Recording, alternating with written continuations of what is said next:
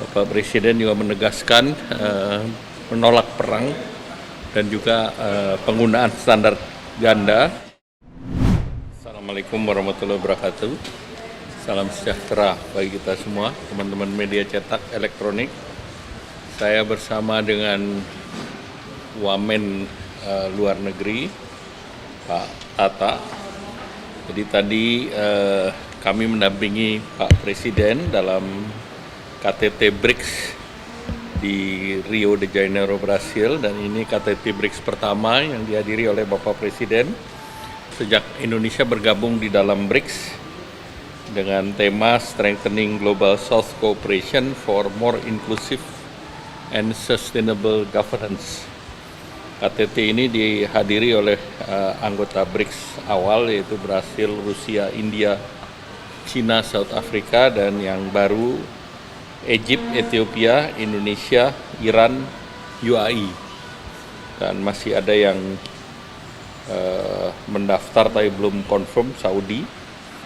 Nah, bagi Indonesia ini penting karena dari keseluruhan GDP-nya sebesar sebelum Indonesia masuk 28 triliun, itu 34% dari global GDP. Dengan masuknya Indonesia dan beberapa negara lain, ini sudah merepresentasi 40% GDP dan merepresent dari 56% penduduk dunia. Jadi ini ekonominya terus bertambah, dan kalau kita lihat berdasarkan purchasing power parity, ini juga BRICS itu sudah lebih tinggi daripada G7. Jadi ini yang mendorong bahwa BRICS ini menjadi bagian daripada Global South dan diharapkan bisa menyuarakan Global South di fora internasional.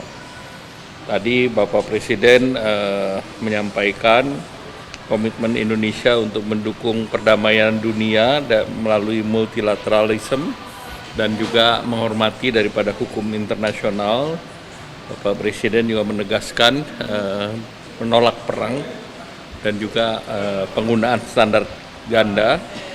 Dan Bapak Presiden sejalan dengan hampir dari seluruh peserta mendorong reformasi multilateral dan keterwakilan Global South dalam tata kelola global, khususnya dalam institusi seperti PBB, dan didorong agar kepemimpinan BRICS dapat mendorong kepemimpinan multilateral yang lebih adil.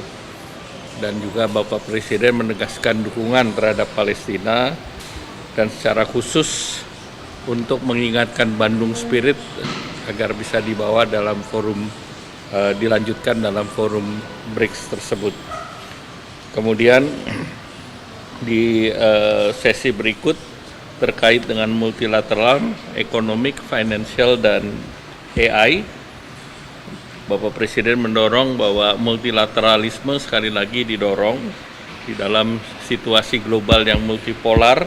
Ini kemitraan ekonomi negara berkembang menjadi sangat penting, dan diharapkan bahwa pemanfaatan dari New Development Bank bisa ditingkatkan.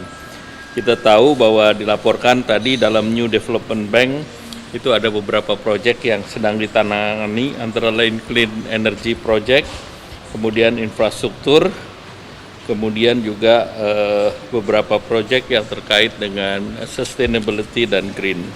Saat sekarang ditangani 120 proyek dan nilainya sekitar 39 billion. Memang Indonesia sendiri sudah menyatakan masuk dalam NDB dan tentu sedang berproses. Kemudian outcomes daripada pertemuan tadi, salah satunya adalah Leader Declaration, dan dalam Leader Declaration itu ada beberapa poin yang terkait dengan penguatan multilateralism dan reform daripada global governance. Yang kedua adalah mempromosikan peace and security, international stability, dan deepening international economy, trade, dan financial cooperation.